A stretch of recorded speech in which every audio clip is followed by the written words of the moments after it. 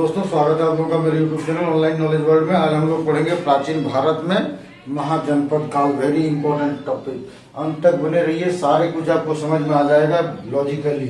ठीक है, लॉजिक लगाऊंगा बहुत जगह पे, ध्यान दीजिएगा। सबसे पहले महाजनपद काल में पढ़ते हम लोग काल, अवधि, कितने साल, किस अवधि में इस महाजनपद काल का उदय हुआ, काल। ठीक है, देख लीजिए। इसको ऐसे तो बता दूंगा, लेकिन आपको अभी के लिए याद हो जाएगा, लेकिन बाद में बड़ा मुश्किल हो जाएगा उसको रिकलेक्ट करने के लिए। इसलिए इसको सीरीज वाइज आप पढ़िए। जब इतिहास हम लोग पढ़ते हैं, पाषाण काल को अगर छोड़ दिया जाए तो सबसे पहले हम लोग हड़प्पा पढ़ते हैं। उसके बाद हम लोग क्या पढ़ते हैं, वैदिक काल पढ़ते हैं। उसके बाद क्या पढ़ाई करते हैं, महाजनपद काल। ये सब देखिए, सब सीरीज में है। एक का याद रहा तो सब का याद हो जाएगा। देखिए, हड़प्पा का काल क्या है, किस ड्यूरेशन तक हड़प्पा पीरियड था। इसमें डिफरेंट इतिहासकारों का डिफरेंट मत है, बहुत विरोधाभास है इसके काल में। लेकिन सबसे प्रामाणिक माना गया है कार्बन 14 के द्वारा जो काल निर्धारण हुआ है उसको, तो वो है 3250 से 1750। ठीक है, C14 भी क्या बोलता है, पूरी तरह से 100% एक्यूरेट नहीं दे पाता है, उसका उसमें भी थोड़ा बहुत डाउट रहता है। तो इसमें भी दो मत में बढ़ जाता है कि कोई इतिहासकार 3200 से 1750 बताता है, कोई 3250 से 1750 बताता है। ठीक है, इसके बाद क्या शुरू होगा, वैदिक काल। ठीक है, देखिए हड़प्पा और वैदिक के बीच में क्या होता है, गैप पीरियड आता है, ब्लैंक पीरियड, 250 साल। 250 साल का इतिहास ज्यादा तो हमें पता नहीं है। ठीक है, उसको हम लोग मतलब कोई साक्ष्यों से पता नहीं कर पाए कि ये 250 साल के बीच में क्या हुआ था, इसलिए इसको ब्लैंक पीरियड माना जाता है इतिहास में, और इसको नहीं पढ़ते हैं हम लोग। तो इसको ब्लैंक पीरियड हटा दीजिए। तो वैदिक काल कब से होगा, 1750 से 250 किया तो 1500 से 600 BC। ठीक है, ये 3250 से 1750 BC, ये सब BC है। ठीक है, और महाजनपद काल कब होगा, 600 के बाद होगा। ठीक है, जैसे वैदिक खत्म होता है महाजनपद शुरू होता है। अब देखिए, वैदिक काल को भी दो भागों में बांटा गया है, एक पूर्व वैदिक, एक उत्तर वैदिक। पूर्व वैदिक काल कब से कब तक है, 1500 से 1000 BC तक, कितना आसान है। ठीक है, उत्तर वैदिक काल कब से कब तक होगा, 1000 से 600 BC तक। ठीक है, कितना आसान है याद करना। और महाजनपद काल कब होगा भाई, 600, इसके बाद ही शुरू होता है, 600 से 325 BC तक। ठीक है, इसमें देखिए, इसमें भी डिफरेंट विद्वानों का डिफरेंट मत है। सबसे एक्यूरेट 600 से 325 BC माना जाता है। कोई इसको मानता है 600 से 300 BC, और कोई 340 BC। ठीक है, ये अपने सुविधा अनुसार आप लोग देख लीजिएगा क्वेश्चन कैसा आ रहा है। तो महाजनपद काल क्या पता चला हमें, 600 से 325 BC तक के काल को महाजनपद काल कहते हैं। ठीक है, काल से ये जो काल पढ़े, इससे एक और क्वेश्चन आता है कि किस अवधि में महाजनपद काल का उदय हुआ, किस सदी में। ठीक है, तो 6ठी सदी। ठीक है, और 6ठी सदी से क्वेश्चन आता है कि बौद्ध धर्म और जैन धर्म का उदय कब हुआ। तो ये दोनों का उदय जो हुआ 6ठी शताब्दी में, बौद्ध जैन का और बुद्ध का। जैन पहले आया था, बुद्ध बाद में आया है। ठीक है, तो 6ठी शताब्दी के तीन बड़ी घटनाएं क्या है, महाजनपदों का उदय, जैन धर्म का उदय, बौद्ध धर्म का उदय। ठीक है, अब देखिए सोर्स, महाजनपद काल के बारे में हमें पता कहां से चलता है। ठीक है, इसका सोर्स, स्रोत। ठीक है, स्रोत क्या है इसका, तो स्रोत देखिए पता करना कोई बड़ी चीज नहीं है। 6ठी शताब्दी में महाजनपदों का उदय हुआ और जैन धर्म और बौद्ध धर्म का उदय हुआ। और ये तो पता है, जैन धर्म में बहुत सारे किताबें लिखा गया, बौद्ध धर्म में भी बहुत सारी किताबें बुद्धिस्टों ने लिखा। ठीक है, तो यही जैन धर्म और बौद्ध धर्म के जो बुक्स है, वही महाजनपद काल के बारे में हमें जानकारी देता है कि उसमें भौतिक व्यवस्था क्या थी, राजनीतिक व्यवस्था क्या थी, धार्मिक स्थिति क्या थी, ये सब। तो ये कौन है, जैन साहित्य का भगवती सूत्र, एकदम याद कर लिए, वेरी इंपॉर्टेंट। जैन साहित्य का भगवती सूत्र और बौद्ध साहित्य का अंगुत्तर निकाय, यही दो सोर्स है। ठीक है, यही दो बुक सोर्स है हमें महाजनपद काल के बारे में जानकारी के लिए। ठीक है, इसके अलावा एक और सोर्स है जो इम्पोर्टेंट एग्जाम में पूछा जाता है, अष्टाध्यायी बुक। अष्टाध्यायी, ये अष्टाध्यायी बुक महर्षि पाणिनि ने लिखा है। ठीक है, इस बुक को संस्कृत व्याकरण का जनक इसी बुक को कहा जाता है, और इस आदमी को पाणिनि को, महर्षि पाणिनि को संस्कृत व्याकरण का जनक कहा जाता है, और इस बुक को भी। ठीक है, यही है 8 अध्याय में संस्कृत व्याकरण का पहली व्याख्या इसी बुक में मिला था, और इस बुक में महाजनपद काल के बारे में बहुत जानकारी मिलती है। बस अंतर ये है कि भगवती सूत्र और अंगुत्तर निकाय कहता है कि 16 महाजनपद थे, और अष्टाध्यायी का कहना है कि 22 महाजनपद थे।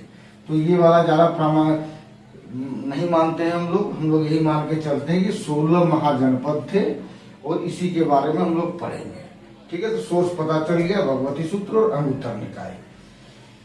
ठीक है, अब देखिए इसके उपनाम, महाजनपद काल के उपनाम क्या क्या है। ठीक है, उपनाम से भी क्वेश्चन आता है। सबसे पहले देखिए उपनाम इसका 2 है। एक इसको कहा जाता है द्वितीय नगर क्रांति। ठीक है, क्रांति। दूसरा लौह क्रांति का युग। लौह क्रांति का युग क्यों कहा जाता है भाई, इसके पीछे रीजन है। देखिए पहले हड़प्पा बना, उसके बाद वैदिक सभ्यता था हुआ, उसके बाद महाजनपद काल, ये हमने देखा। अब देखिए जब हड़प्पा पढ़े होंगे तो आपने ये पढ़ाई किया होगा कि ये नगरीय व्यवस्था थी। ठीक है, नगरीय मतलब यहाँ बड़े बड़े नगर का स्थापना हुआ था। मोहनजोदड़ो, गनवारी वाला, राखीगढ़ी, हड़प्पा, ये सब जो है बहुत बड़े बड़े महानगर वो थे। ठीक है, तो ये नगरीय व्यवस्था थी। बीच में वैदिक काल में आपने कोई भी शहर के बारे में नहीं सुना होगा। ये कौन सी सभ्यता थी, ग्रामीण सभ्यता थी। यहाँ लोग गाँव में रहते थे। ठीक है, ग्रामीण सभ्यता। उसके बाद क्या हुआ, महाजनपद काल क्या हो गया, उसमें बड़े बड़े नगर बने। तो एक पहली नगरीय सभ्यता हड़प्पा, दूसरी नगरीय सभ्यता कौन, महाजनपद काल। तक्षशिला, पाटलिपुत्र, उज्जैन, कान्यकुब्ज, ये बड़े बड़े शहर जो प्रयाग, ये सब बड़े बड़े शहर कब बने, महाजनपद काल में। इसलिए इसे द्वितीय नगर क्रांति कहा जाता है। दूसरी बात, लौह क्रांति का युग क्यों कहा जाता है, हम तो अब पढ़ते आए हैं कि सबसे पहले मेटल्स में मनुष्य किससे परिचित हुआ, सीबीआई से परिचित हुआ। कॉपर जो बहुत पहले ही हो चुका है, ब्रॉन्ज और आयरन। ठीक है, तो ये ब्रॉन्ज हड़प्पा सभ्यता की देन है, इसी में खोज हुआ था। और बी के बाद आई वैदिक सभ्यता की खोज है। तो इसीलिए हड़प्पा को क्या कहा जाता है, ब्रॉन्ज एज, कांस्यकालीन सभ्यता। वैदिक सभ्यता को क्या कहा जाता है, लोह युगीन सभ्यता या फिर आयरन एज। इसके बाद आयरन की यहाँ पे खोज हुई थी। ठीक है, 2 वैदिक काल है ना, पूर्व और उत्तर वैदिक, तो इसकी खोज उत्तर वैदिक काल में हुई थी। इंपॉर्टेंट क्वेश्चन है, पूर्व वैदिक काल में नहीं, उत्तर वैदिक काल में यहाँ खोज हुई थी। लेकिन इसका बेस्ट यूटिलाइजेशन, ठीक है, बहुत ज्यादा यूज कब हुआ, ये महाजनपद काल में। ठीक है, इसका बहुत बेस्ट यूटिलाइजेशन हुआ, इसीलिए इसे कहते हैं लौह क्रांति का युग। किसको, महाजनपद काल को। और यही लोहा की खोज ही एक वजह थी जिससे इतने बड़े बड़े शहरों का उदय हुआ, महाजनपद का उदय हुआ। क्योंकि देखिए लोहा जैसे ही बनना शुरू हुआ, जमीन की खुदाई होने लगी। पहले भी खेती होती थी लेकिन जमीन को हम ज्यादा दूर तक कोड़ नहीं पाते थे, लेकिन लोहे की खुदाई से जमीन की पूरे अंदर तक कोड़ने लगे, उर्वरा शक्ति बढ़ी, लोगों को पूरा अनाज मिलने लगा, पेट भर के खाना मिलने लगा, जिससे प्रजनन क्षमता बढ़ी, आबादी बढ़ी, व्यापार बढ़ा। ऐसे करते करते बड़े बड़े शहरों का निर्माण हुआ। तो ये लोहा का ही उत्पत्ति का कारण था कि लौह क्रांति की मतलब महाजनपदों का उदय हुआ। ठीक है, उसके बाद आप देखिएगा जब मगध का उत्कर्ष पढ़िएगा तो वहां भी पता चलेगा कि मगध ही सबसे ज्यादा सारे 16 जनपदों में सबसे ज्यादा आगे क्यों निकल गया, क्योंकि मगध में लोहे का भंडार मिला, बहुत बड़ा भंडार मिला था उस जमाने में, इसीलिए गया क्षेत्र में मिला था। ठीक है, दूसरा क्वेश्चन क्या है, देखिए नगर क्रांति नाम किसने दिया था महाजनपद काल का, वेरी इंपॉर्टेंट क्वेश्चन, किस इतिहासकार ने, तो इसको गार्डनर चाइल्ड ने दिया था। ये भी आपको याद रखना पड़ेगा। दूसरी बात, ये महाजनपद नाम क्यों है। ठीक है, तीसरा पॉइंट क्या है, उपनाम भी पढ़ लिए। चौथा पॉइंट होगा क्या, महाजनपद नाम क्यों है। हमने देखा उत्तर वैदिक काल के बाद आया, उत्तर वैदिक के बाद आया महाजनपद, ठीक है, महाजनपद। तो उत्तर वैदिक काल में हम लोग क्या पढ़े थे कि समाज मतलब पहले से ही चला रहा है, पूर्व वैदिक से ही चला आ रहा है, समाज का विकास हो रहा है। पहले कुल बन के लोग रहने लगे, कुल, उसके बाद ग्राम बनाए, बहुत सारे कुल मिलके ग्राम, बहुत सारे ग्राम मिलके विष, ठीक है, बहुत सारे विष मिलके जन, यही बना था, ठीक है। कुल, कुल का मालिक, कुल मतलब परिवार, कुलुप, कुलुप मतलब घर का मुखिया था। ग्रामीण पूरे बहुत सारे कुल मिलकर ग्राम बने, ग्राम का मुखिया ग्रामिक, ठीक है। ये सब सारे इंपॉर्टेंट क्वेश्चन। विष का मुखिया विषयपति और जन का मुखिया राजन, ऐसे उत्तर वैदिक काल में यहाँ तक बना था। जन मतलब जनपद, ठीक है। तो यही चीज और बहुत सारे जनपद मिलके महाजनपदों का निर्माण हुआ, ठीक है। जब ये महाजनपद बनने लगे तब इसको महाजनपद काल कहे, ठीक है। जनपद मतलब आजकल के भाषा में जिला, बहुत आदमी नहीं जानता है जनपद मतलब जिला, और महाजनपद मतलब राज्य, ठीक है। तो इस तरह महाजनपद का निर्माण हुआ। अब हम लोग चलते हैं कि जो 16 महाजनपद है, हम उसके बारे में पढ़ाई करते हैं कुछ भाई। 16 महाजनपद में सबसे बड़ी चीज क्या है याद करना कि 16 महाजनपद को एक शब्द में आदमी बोल नहीं सकता है, एक सुर में, लेकिन 16 महाजनपद बहुत आसान है, एक ही सांस रोके बिना कोई भी आदमी बोल सकता है, इसलिए इसको थोड़ा लॉजिक लगाइए। 16 महाजनपद में उसको सब डिवाइड कर दीजिए, फट से याद हो जाएगा। बिहार से 3, 2-3 बार सोचिएगा ना, अपने आप याद हो जाएगा। यूपी से 8, ये 11 दिन ही याद हो गया। Outside India, out of India, अभी इंडिया से बाहर, उस समय इंडिया में ही था, अभी इंडिया से बाहर कितने महाजनपद है? 2।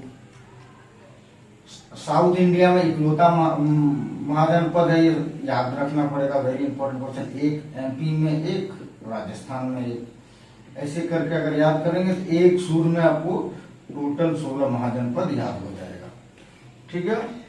उसके बाद वो मैं सब बताऊंगा, ठीक है। अभी सब के बारे में डिस्क्रिप्शन बताऊंगा, आपको सब समझ में आ जाएगा। सबसे पहले बिहार का 3, ठीक है। एक ही मगध, अंग और बज्जी, ठीक है। बिहार का 3 मगध, अंग और बज्जी, ये सब हम लोग पढ़ते हैं, ठीक है। पहले बिहार वाला, उसके बाद 8 यूपी वाला।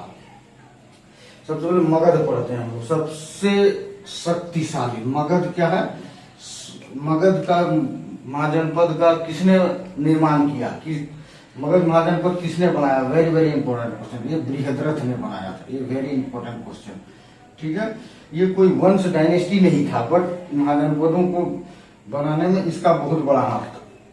इस बृहद्रथ और इसका बेटा जरासंध, ठीक है। इसके बारे में ज्यादा जानकारी नहीं है इतिहास के पास, तो ये याद रख लीजिएगा। बृहद्रथ ने मगध महाजनपद को बनाया, और उसके जरासंध के बारे में भी कुछ जानकारी मिलता है, जरासंध ने इसको आगे लेके गया, इस परंपरा को।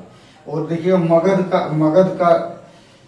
मगध साम्राज्य का पहला राजा देखा जाए बृहद्रथ है, और आखिरी का भी नाम है बृहद्रथ, ठीक है। मौर्य काल, अभी मगध काल में आपको 4 राजवंश पढ़ने को मिलेगा।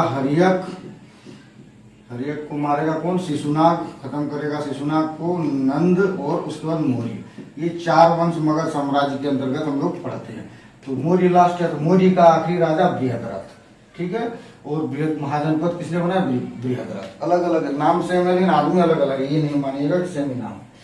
अब इसका क्या है? मगध की राजधानी गिरिव्रज था, ठीक है। गिरिव्रज, ठीक है, गिरिव्रज। जब महाजनपद बना तो इसकी राजधानी गिरिव्रज, यही गिरिव्रज है, इसी को राजगृह बनाया गया। राजगृह बनाया किसने? बिंबिसार ने बनाया, ठीक है। बिंबिसार ने राजगृह बनाया, जो पहला डायनेस्टी बनता है मगध साम्राज्य में, हरियंक डायनेस्टी, इसी स्टैब्लिश करता है उस डायनेस्टी को बिंबिसार ने। तो बिंबिसार में एक गिरिव्रज और राजगृह एक ही जगह है, इसने थोड़ा सा स्टाइलिश करके बना दिया है शहर। तो एक इम्पोर्टेंट क्वेश्चन है कि राजगृह मतलब राजगीर किसने बनाया? राजगीर शहर को किसने बसाया? बिंबिसार ने। देखिए राजधानी कहाँ था? गिरिव्रज, उसी को सजा के राजगृह बना दिया। सेम चीज है, देखिए राजगृह, राजगृह लिखिए और उसी को गृहव्रज कर दीजिए, गृहव्रज। ठीक है, यही गृह वही गिरिव्रज वही गृहव्रज है, इसीलिए कोई दिक्कत नहीं लेना, लीजिएगा। ये राजगीर है, अभी का राजगीर। बाद में इसको पाटलिपुत्र राजधानी बनता है, उसके बाद पाटलिपुत्र बनाया जाता है राज्य में, पाटलिपुत्र, 3 राजधानी इसकी। ठीक है, तो पाटलिपुत्र राजधानी कौन बनाता था? ये बिंबिसार का बेटा अजातशत्रु का बेटा उदयन बनाता है। ठीक है, उदयन पाटलिपुत्र नाम का एक शहर बनाता है, किसको? कुसुमपुर बोल के गांव था, कुसुमपुर या कुसुमध्वज, इस गांव को थोड़ा सा विकसित करके पाटलिपुत्र, पाटलीग्राम, पाटलिपुत्र, पहले पाटलीग्राम नाम रहता है, फिर पाटलिपुत्र होता है। ठीक है, बाद में शेषासुरी इसी पाटलिपुत्र को फिर मॉडिफाई करके पटना नाम देता है। उसके बाद मगध का सबसे पहला उल्लेख कहाँ मिलता है? अथर्ववेद में मिलता है। वेद 4 है, उसमें से अथर्ववेद में मगध के बारे में हमें जानकारी मिलती है। तो मगध के बारे में इतना है, इतना ही याद कर लीजिए, बहुत ये है, मतलब इजी है। ये पाटलिपुत्र जो है 3 नदी के संगम स्थल पे बनाया गया था। पाटलिपुत्र राजधानी के बनाने का ही वजह था कि नदियों से बाहरी आक्रमण से सुविधा, मतलब सुरक्षा मिले। 3 नदी का बॉर्डर बनाता था, गंडक, सोन और गंगा। ठीक है, वो बचाता था। और राजगीर भी बहुत मजबूत था, क्योंकि 5 पहाड़ियों से घिरा हुआ शहर है। अब हम लोग पढ़ते हैं अंग। ठीक है, अंग के बारे में जानते होंगे। अंगराज कर्ण यही का राजा था, महाभारत वाला कर्ण। तो अंग की राजधानी चंपा। मगध का जो आधुनिक क्षेत्र है, आधुनिक क्षेत्र जो भी पढ़े ना, मगध का आधुनिक क्षेत्र क्या है? पटना प्लस गया वाला एरिया। ठीक है, पटना और गया टूट के बहुत सारे जिला बन गए। ठीक है, तो पटना वाला और गया वाला जिला मिला के मगध बोलता है। अभी मगध प्रमंडल है बिहार में। तो अब देखिए अंग, दूसरा अंग का अभी एरिया क्या है? मुंगेर जिला और भागलपुर जिला को मिला के उस समय का अंग था। ठीक है, इसकी राजधानी कहाँ था? चंपा। अंग की राजधानी चंपा मतलब भागलपुर का पुराना नाम क्या है? चंपा। भागलपुर का पुराना नाम चंपा है। ये जो महाजनपद थे किस नदी के तट पे थे? तो गंगा और चंपा, गंगा प्लस चंपा नदी के संगम स्थल पर। अभी ये चंपा नदी नहीं है, अभी इस चंपा नदी का नाम बदल के चांगन नदी हो गया है। ठीक है दोस्तों, चांगन नदी। चंपा आधुनिक भागलपुर को कहा जाता है। चंपा का पुराणों में जिक्र मिलता है, किस नाम से? मालिनी नाम से। Very important sir. जितने 16 महाजनपद थे उनमें से सबसे सुसज्जित, सबसे अच्छा वास्तुकारी माना जाता था चंपा का। ठीक है, इसीलिए चंपा का एक इंपॉर्टेंट क्वेश्चन बन जाता है कि इस मतलब अंग देश का वास्तुकार कौन था? तो आप ये नाम जरूर याद रखिए, महागोविंद। ठीक है, महागोविंद थे। जब अंग का राजा था ब्रह्मदत्त, ठीक है, ब्रह्मदत्त, तब अटैक होता है अंग पे। कौन करता है? मगध का राजा बिंबिसार अटैक कर देता अंग पे और ब्रह्मदत्त को हरा देता है और अंग साम्राज्य का अंत कर देता है। तो अंग ये है, मगध ये है। अब क्या हो गया? इस पे अटैक हो गया, तो अब अंग मगध में ही आ गया। तो अब ये पूरा एरिया मिल गया, अब पूरा एरिया मगध का रहने लगा। ठीक है, मगध का विस्तार हो रहा है, मगध का उत्कर्ष अब होता रहेगा। जितने भी 16 महाजनपद हैं लगभग सब को हड़प लेता है एक कुछ समय बाद मगध साम्राज्य। ठीक है, चंपा के बारे में इतना आप याद रख लीजिए, काफी है। अब हम लोग चलते हैं वज्जी के बारे में। ठीक है, वज्जी बिहार का तीसरा। वज्जी कौन सा है जगह है? अभी का तिरहुत प्रमंडल, जो बिहार का एक प्रमंडल है तिरहुत प्रमंडल में 2 मुजफ्फरपुर और दरभंगा आता है। मुजफ्फरपुर और दरभंगा। अभी देखिए ये दोनों जिला टूट के छोटे छोटे बन गए हैं, बहुत सारे जिले, मगर मेनली मुजफ्फरपुर और दरभंगा वाला क्षेत्र है। वज्जी की राजधानी वैशाली। याद करना बहुत आसान है, वो से वज्जी, वो से वैशाली। अब वैशाली से क्या याद करेंगे हम लोग? वैशाली से याद करना हमारे लिए, वैशाली से हमें सॉरी वज्जी से हम क्या याद करेंगे? वज्जी एक गणतंत्र था, ठीक है, क्या था? गणतंत्र। टोटल 16 महाजनपद हम लोग पढ़े हैं, उसमें से 14 राजतंत्र था और 2 गणतंत्र था, ठीक है। राजतंत्र मतलब राजा का बेटा ही राजा बनेगा। गणतंत्र में क्या हो गया? गणों द्वारा शासन, गणों या संघों द्वारा मतलब ग्रुप द्वारा शासन, ठीक है। जैसे भारत एक लोकतंत्र है, ठीक है, लोकतंत्र है इसीलिए तो आप वोट देने जाते हो। भारत गणतंत्र भी है। गणतंत्र क्यों है भाई? रिपब्लिक कहा जाता है, Republic of India. Bharat Republic है, कैसे? क्योंकि भारत संघों द्वारा चलाया जाता है। 28 गो राज्य है, ठीक है, 28 गो राज्य, 28 गो राज्य का प्रतिनिधि जाता है, उसके बाद जाके वहां पे कोई कानून बनाता है, तो सब कोई मिल के बनाता है। तो इसीलिए ये भारत भी गणतंत्र है। इसी तरह का गणतंत्र ये हुआ करते थे 2 महाजनपद काल में। तो वो कौन कौन भाई? वेरी सिंपल है याद करना। देखिए, मो आधा लो, ठीक है, मल लॉ, इस तरह का स्ट्रक्चर एक और में आएगा वज्जी में। वो आधा जो ये वाली पोर्शन और ये वाली पोर्शन देखिए एक जैसा लगेगा। तो जिसमें ये वाली पोर्शन है उसमें गणतंत्र था, बाकी 14 में राजतंत्र था। क्लियर? अब देखिए वज्जी क्या था? वज्जी में देखिए टोटल 8 संघ था या 8 गण था, और मल में 2 गण या 2 संघ बोल लीजिए होता। जो गण 8 संघ था, ये सब का भी नाम आपको याद कर लीजिए, कौन कौन 8 संघ था। वज्जी का जो 8 संघ था, एक था वैशाली के लिच्छवी, ऐसे सुने होंगे ना, वैशाली के लिच्छवी। कुंडग्राम के यात्रिक, ये देख लीजिए, ये नाम आपने दोनों सुना होगा।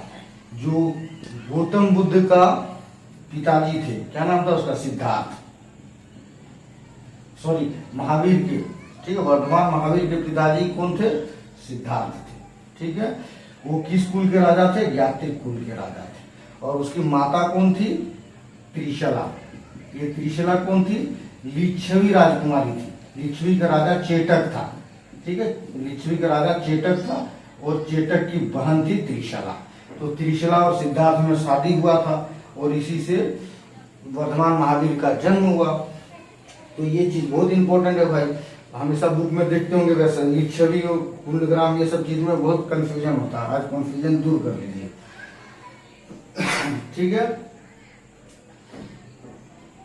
ये सब वज्जी में ही है। और क्या निकल के आता है कि वर्धमान महावीर का जन्म वज्जी जनसंघ, वज्जी महाजनपद में हुआ। Very important question.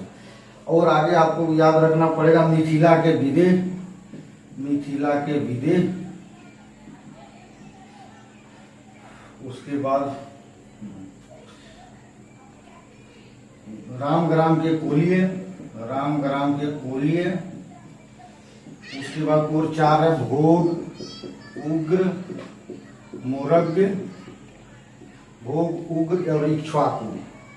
टोटल 8 संघ हो गए, 1 2 3 4 5 6 7 8।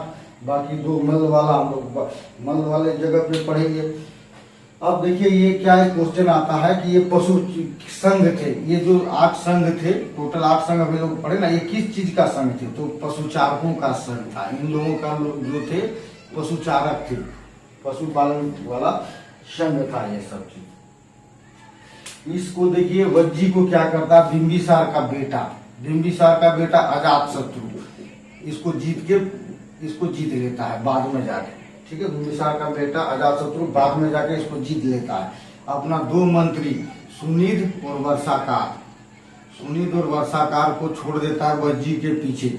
वज्जी में क्या करता है? इसके जो 8 संघ है ना, आपस में ये वर्षाकार और सुनिध मिलकर आपस में लड़ा देता है 8 को, और 8 को लड़ा देता है तो कमजोर हो जाता है वज्जी, और अचानक अजातशत्रु अटैक करता है और जीत लेता है। अजातशत्रु अटैक कैसे करता है पता है आपने? कौन सा बाहुबली मूवी देखे होंगे?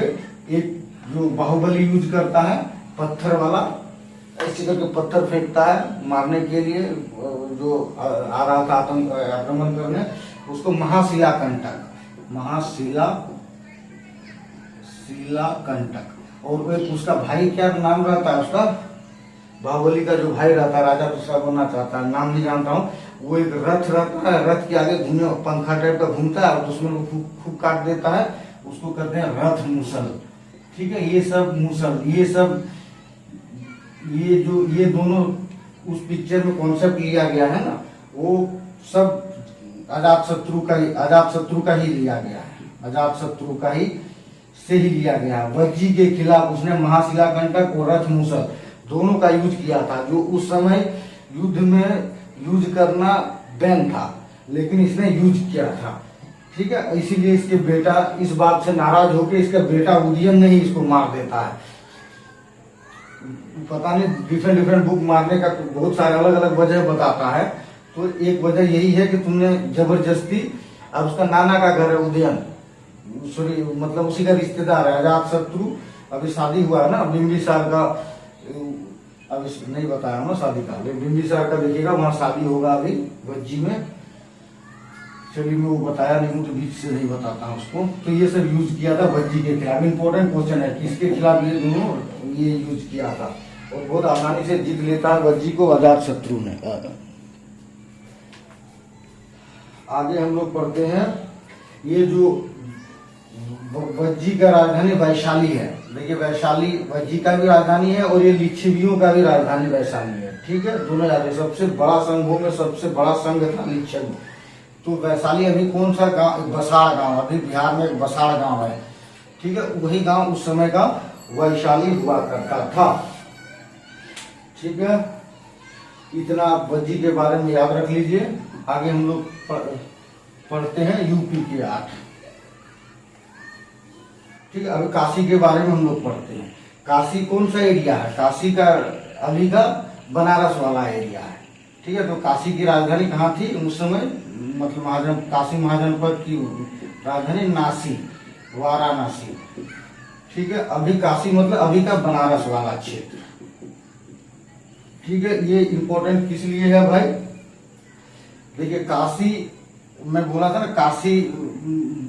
काशी ये है, ये बनारस वाला क्षेत्र, इधर कौशल वाला क्षेत्र, दोनों सैंडविच है, ये मगध और कौशल के बीच में।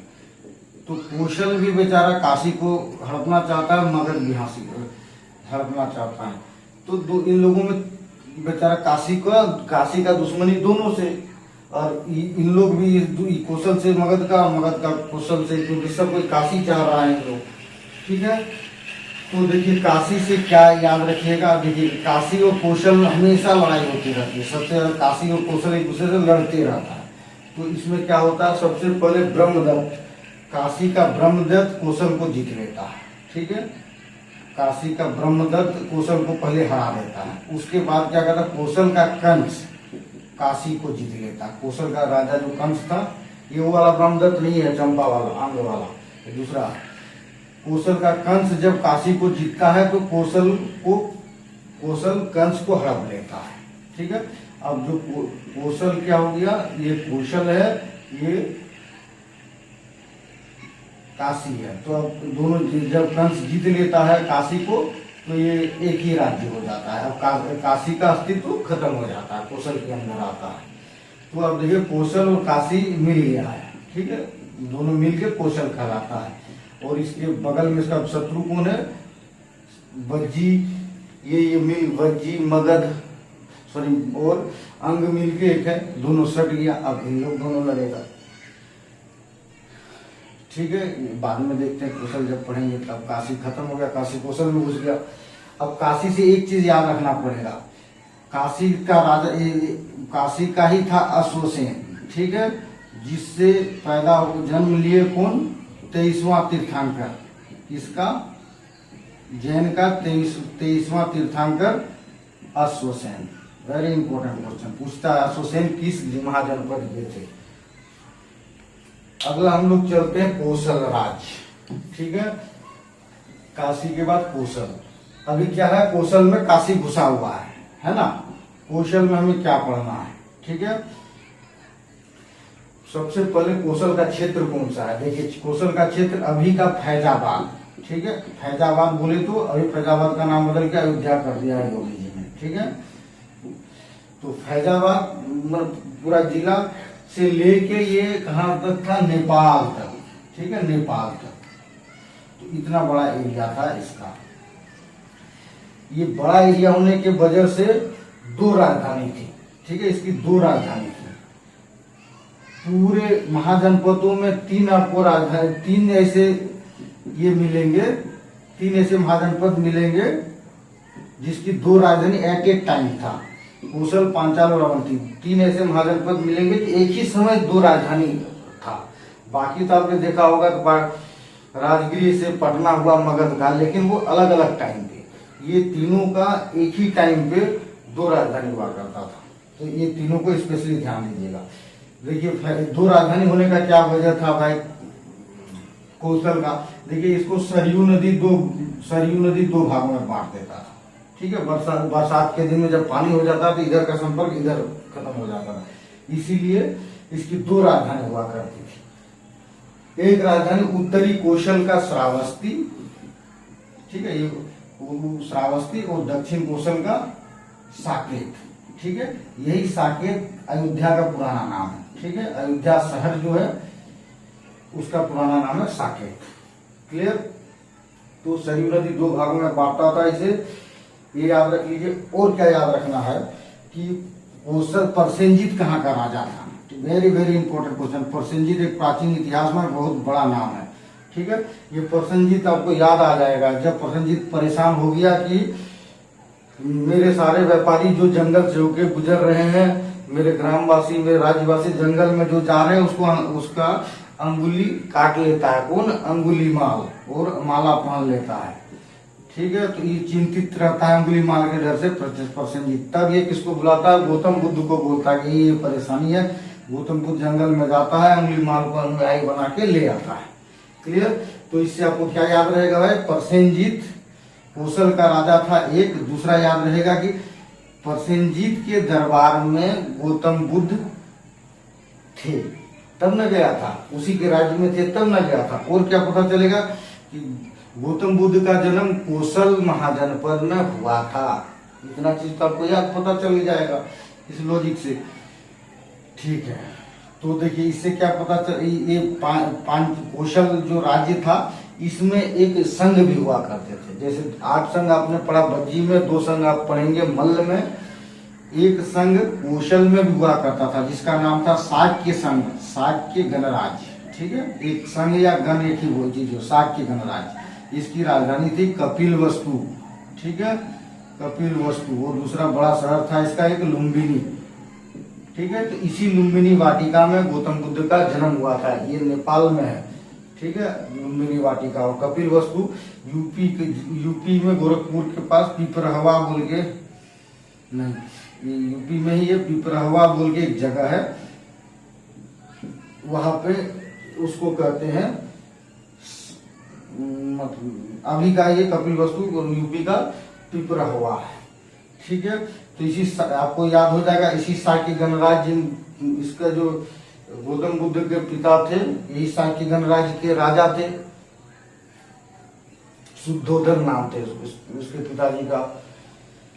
तो इतना आपको कौशल से याद रखना पड़ेगा। अब प्रसेनजीत से याद रखना पड़ेगा। देखिए प्रसेनजीत क्या होता है, बिंबिसार जब मगध को फैलाने के लिए, मगध का विस्तार करने के लिए सबसे पहला वैवाहिक पद्धति अपनाता है। पूरे इतिहास में सबसे पहला वैवाहिक पद्धति अपना के साम्राज्य बढ़ाने का जो सिलसिला शुरू करता है वो बिंबिसार करता है। तो बिंबिसार बहुत सारी रानियों से शादी करके दहेज में जमीन लेना शुरू कर देता है।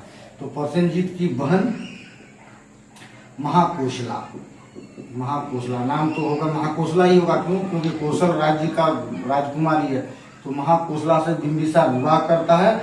और जो काशी को हड़प के रखा है, कंस ने हड़प के रखा था ना, कंस के बाद प्रसेनजीत राजा बना था, तो ये काशी दहेज में ले लेता है, ठीक है, दहेज में ले लेता है बिंबिसार। तो काशी के लिए हमेशा लड़ाई होता था, वो लड़ाई खत्म हो गया, ठीक है। बाद में इस प्रसेनजीत अपनी बेटी का शादी, वजीरा का शादी अजात शत्रु से देता है। वो बाद में जब मगध के उत्कर्ष में हम लोग इसको पढ़ेंगे। और मुद्रा का आकलन, सबसे पहले मुद्रा का आकलन भी यही कौशल जब काशी दे दिया गया ना बिंबिसार को, तभी से शुरू हुआ, क्योंकि कुछ पैसा प्रसेनजीत को भी देने का उसमें ये हुआ था, तय हुआ था। ठीक है, कौशल से इतना ही आप याद रख लीजिए। अब हम लोग चलते हैं भाई, यूपी के 8 है ना, काशी कौशल हो गया, मल्ल चलते हैं। ठीक है, मल्ल के बारे में पढ़ते हैं। देखिए मल्ल में बताया था, ये भी सबसे पहले गणराज्य है, और आज का कौन सा क्षेत्र है ये मल्ल। ठीक है, मल्ल आज का जो क्षेत्र है, मल्ल आज के देवरिया जिला, मल्ल आज के यूपी के देवरिया जिला को कहते हैं। ठीक है, देवरिया जिला के क्षेत्र यूपी में है देवरिया जिला। 2 तरह के मल्लों के बारे में संघ थे, मैं बताया था, एक पावा के मल्ल, एक कुशीनारा के मल्ल, कुशीनारा के मल्ल। ठीक है, अब देखिए कहानी, पावा के मल्लों के पास महावीर का, पावा के मल्लों के पास महावीर का महापरिनिर्वाण हुआ। यहाँ पे महावीर यहीं से धरती छोड़ के ऊपर गए, कहाँ के, पावा के मल्लों के पास। और कुशीनारा के मल्लों के पास कौन, गौतम बुद्ध। बताइए मल्लों की क्या किस्मत रही होगी। एक मल्ल के पास महावीर का महापरिनिर्वाण, एक मल्ल के पास गौतम बुद्ध का महापरिनिर्वाण।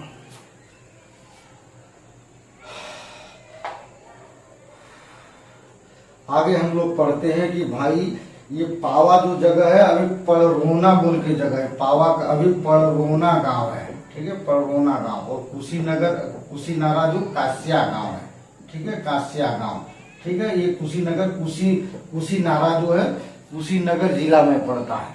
ठीक है, और मल्ल से हम क्या पढ़ेंगे, ये मल्ल से बहुत याद ये है कि कौन किसका कहा महापरिनिर्वाण हुआ, ये आपको याद करना बहुत जरूरी है। चुंद के हाथों से, बुद्ध जो पहला जो भोजन खा के डेथ हुआ था, उनका महापरिनिर्वाण हुआ था चुंद नाम के आदमी के हाथ से भोजन खाने के बाद। तो इतना ही याद रखिए, मल्ल से काफी है। आगे हम लोग पढ़ते हैं वत्स। ठीक है,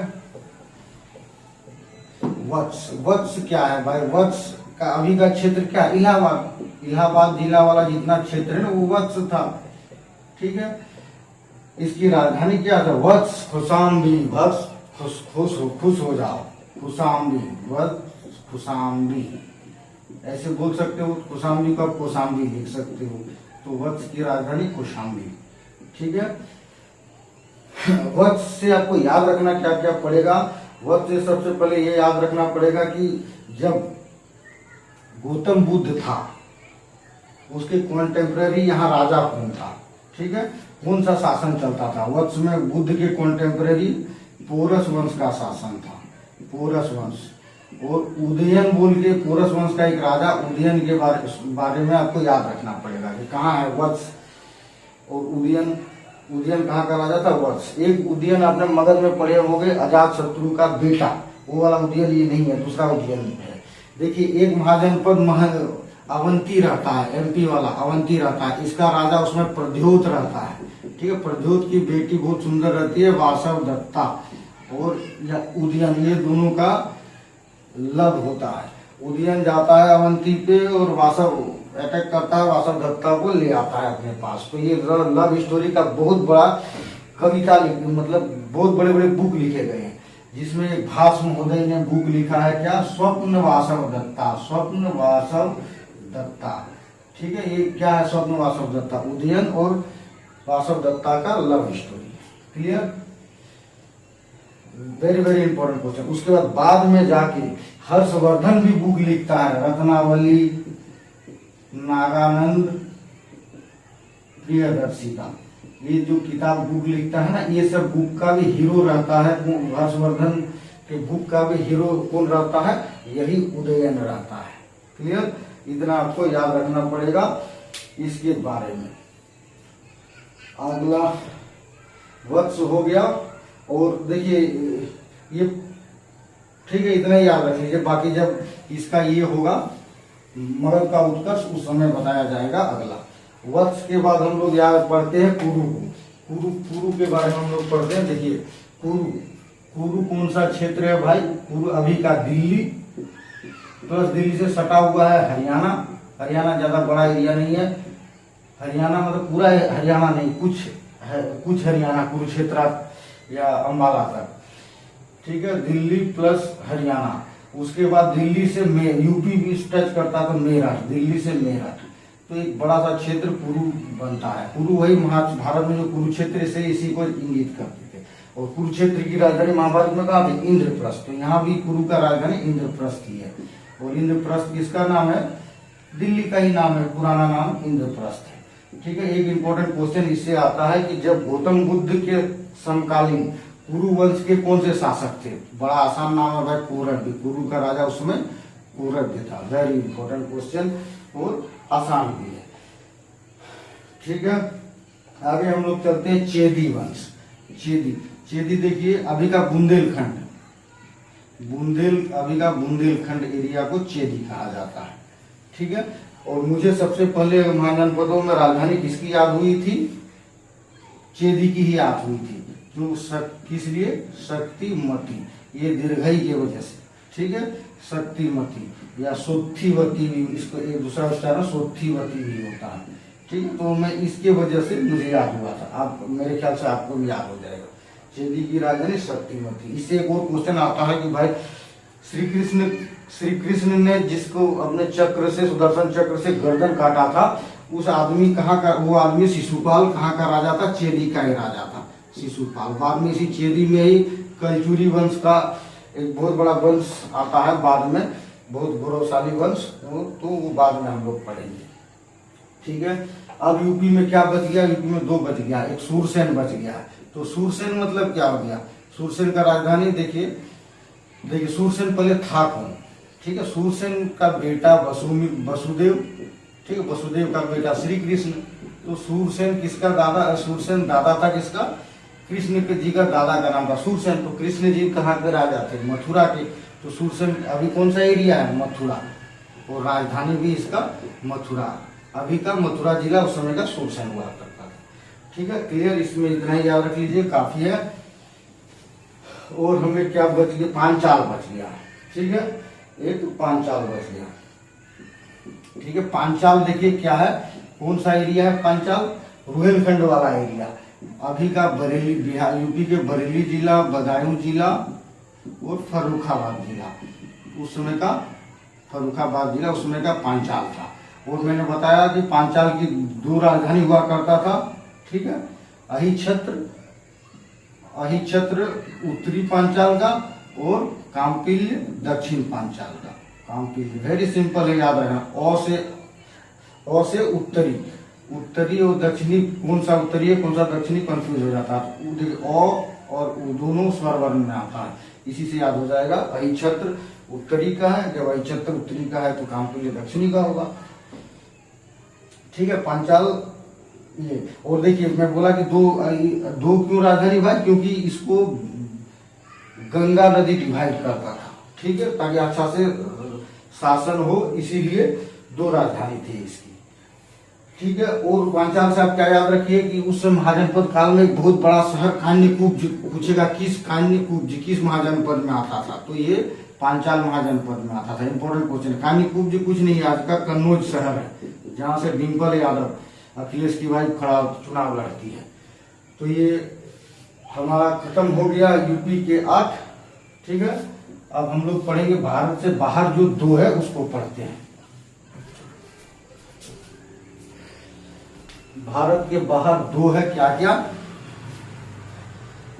कंबोज और गांधार, ठीक है। कंबोज और गांधार। तो हम कंबोज पढ़ लेते हैं। कंबोज के लोगों को उस समय कौटिल्य ने क्या कह के, कौटिल्य के किताब में कंबोज के लोगों को क्या कह के सूचित किया है भाई? उसका वार्ता शस्त्रोप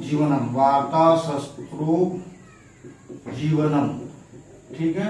एक वार्ता शस्त्र मतलब वार्ता और शस्त्र के साथ जो जीवन जीता है, इसी के मदद से। शस्त्र मतलब तो जानते हैं लड़ाई, वार्ता मतलब क्या होता है? देखिए पशुपालन व्यापार और कृषि, तीनों को मिला दीजिए तो वार्ता बनता है। तो इससे जीवन जीने वाला कंबोज है। कंबोज अभी का कौन सा एरिया है भाई? कंबोज अभी का एरिया वो वाला है, आपने जम्मू कश्मीर को याद कीजिए और टीबी को याद कीजिए। टीबी हमेशा क्या बोलते रहता है भाई, पूंछ सेक्टर में 4 आतंकवादी ठोका गया, रजौरी सेक्टर में 10 गो ठोका गया, रोज आता है ये सब खबर। तो वही बॉर्डर, तो पूंछ और रजौरी वाला एरिया से लेके अफगानिस्तान के हिंदू कुश पहाड़ तक का एरिया, ठीक है, हिंदू कुश पहाड़ तक का एरिया था। इसमें थोड़ा सा अभी का पाकिस्तान भी आ जाता है, कश्मीर सब ये सब भी आ जाता थोड़ा सा एरिया। तो ये वाला एरिया था कंबोज का, ठीक है। राजधानी इस कंबोज का हाटक था और कुछ समय के लिए राजापुरा हुआ था। क्लियर? कंबोज का फेमस क्या था? कंबोज किस लिए फेमस था? घोड़े के लिए। एक काशी जो था, पूछे कौन सा महाजनपद काल? वस्त्र के लिए बहुत ज्यादा फेमस था, दैट इज काशी। और घोड़े के लिए कंबोज। ये आपको याद रखना पड़ेगा।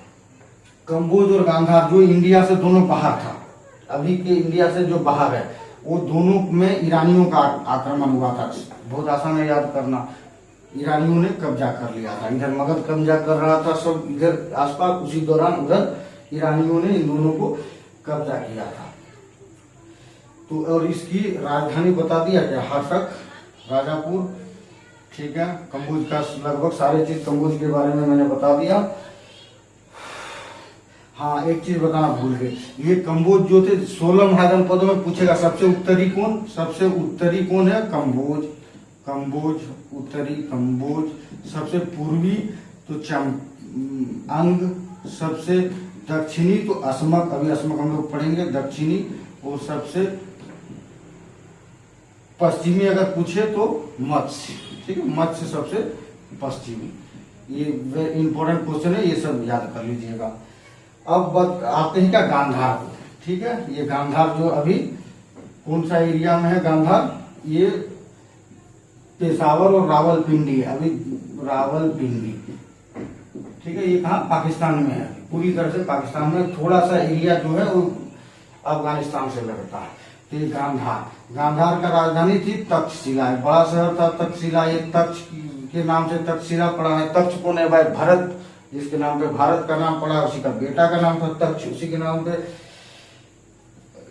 नाम पड़ा है। दूसरी बात कि बुद्ध के समय गांधार में राजा कौन था? तो उसका था पुष्कर सरीन था, पुष्कर सरीन। तो इसी ने पुष्कलावती बोल के शहर बसाया था गांधार में। और इसी पुष्कलावती, तक्षशिला और पुष्कलावती 2 शहर बहुत इंपॉर्टेंट है, पूछा जाएगा कि किस साम्राज्य में था, किस महाजनपद में था, पुष्कलावती और तक्षशिला। कभी कुछ दिन के लिए पुष्कलावती राजधानी भी रह चुका है, इसलिए इसको याद करना बहुत जरूरी है। आगे देखिए, गांधार और कुछ बच गया क्या? गांधार है, ठीक है। ये तक्षशिला को तो आपको जानते हैं कि दुनिया का सबसे पुराना यूनिवर्सिटी तक्षशिला, भारत का सबसे पुराना नालंदा, ठीक है। नालंदा से बहुत पहले ही तक्षशिला बन चुका है, इसलिए दुनिया का सबसे पुराना तक्षशिला, ठीक है। ये याद हो गया, आउटसाइड ऑफ ये याद हो गया। अब क्या बच गया? एक साउथ वाला, ठीक है। साउथ वाला मैंने बोला सबसे साउथ वाला असमक, ये सबसे साउथ में है। अभी इसकी राजधानी उस समय पोटन या पोटली थी। अभी ये क्षेत्र कहाँ पे है? आंध्र प्रदेश में। Very important question.